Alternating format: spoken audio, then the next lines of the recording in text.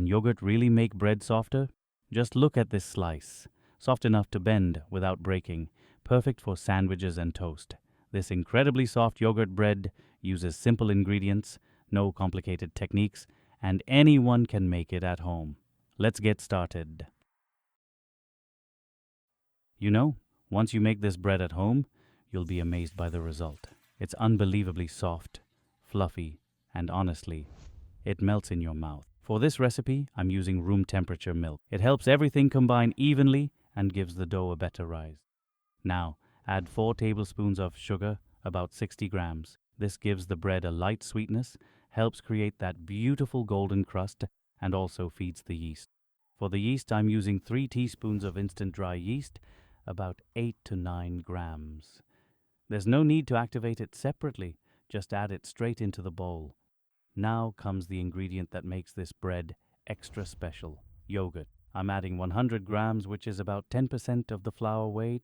The yogurt makes the crumbs softer, keeps the bread fresh longer, and gives it a wonderful flavor. Now give everything a good mix until it's well combined.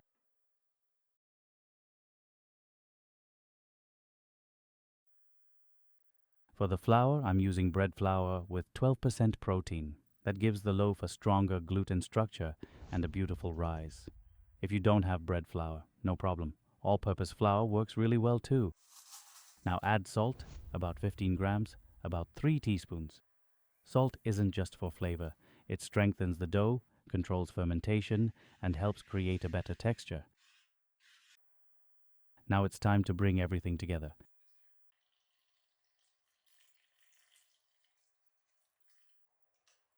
Mix until there isn't any dry flour left in the bowl. At this stage, you can adjust the dough by adding a little more flour if it feels too sticky, or a splash of milk if it feels too stiff. The dough should be soft, smooth, and slightly tacky.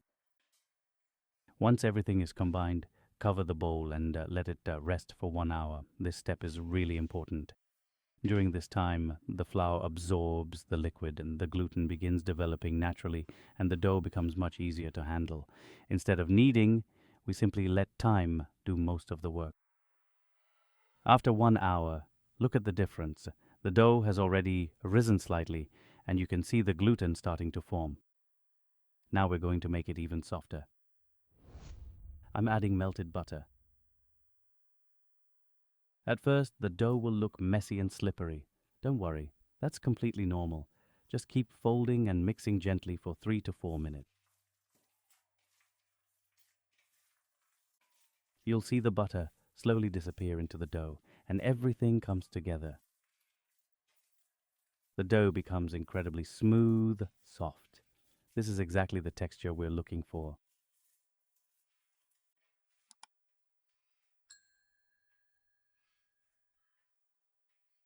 Now cover the bowl again and let it rise for about 2 hours or until it becomes beautifully puffy. Trust me, the next step is where this dough really starts to shine.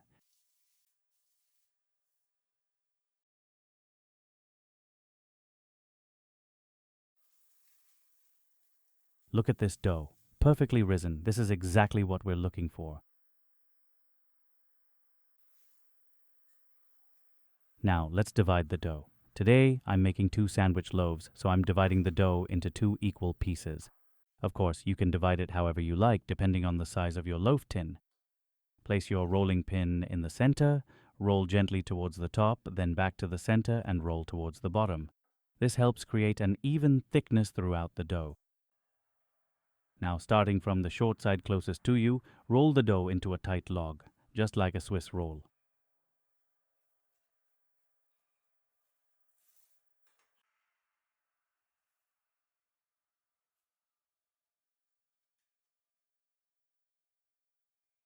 Once you reach the end, pinch the seam firmly with your fingers to seal it.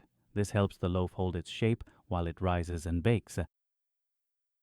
Now place the dough seam side down into a loaf tin. Gently press it so it rises evenly and uniform shape.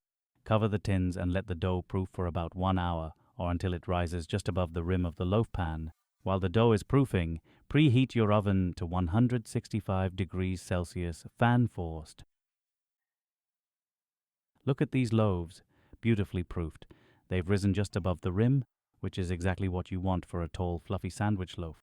For a beautiful golden shine, I'm brushing the tops with milk. If you prefer a deeper, richer color, you can use an egg wash instead.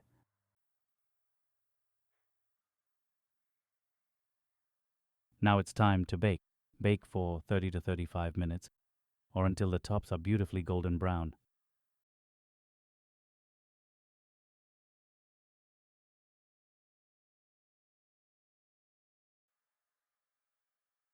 Just look at these loaves. They're huge, beautifully domed, perfectly baked, and they smell absolutely amazing. Let them cool for about 30 minutes before slicing. Just look at this. Every slice is incredibly soft, light, and fluffy. It feels almost like cotton and practically melts in your mouth. It's perfect for sandwiches, toast, or simply enjoying with butter. So, what do you think of this yogurt sandwich loaf? If you enjoyed this recipe, please give it a thumbs up. I'd love to see your result. So give it a try and let me know how it turns out in the comments below. And if you're new here, don't forget to subscribe for more easy, reliable homemade bread recipes. Thanks for watching, and I'll see you in the next one.